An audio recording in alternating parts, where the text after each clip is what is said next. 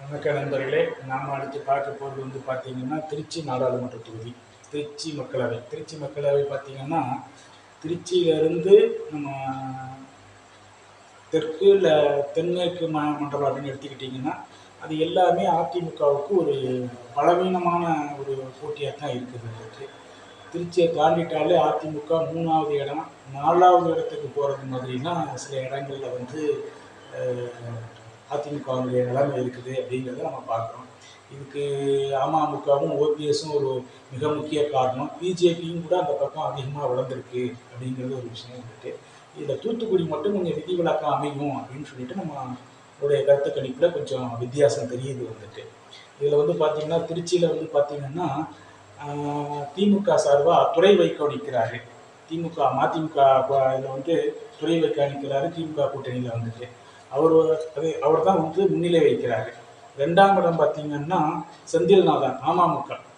அது 2ஆம் இடம்னு சொல்ல முடியாது. 2ஆம் இடத்துக்கும் 3ஆம் இடத்துக்கும் போட்டி தான் இருக்குது. அதிமுகவுக்கும் அமமுகவுக்கும் போட்டியாக தான் இருக்குது.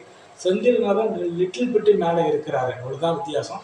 பெரிய அளவில் ஒன்றும் இல்லை இதே எடுத்திங்கன்னா துறை வைகோ 370 மதிப்பெண்கள் பெற்று முதலிடத்துலையும், அமமுக செந்தில்நாதன் கிட்டத்தட்ட 290 மதிப்பெண்கள் பெற்று 2ஆம் இடத்துல இருக்கிறாரு.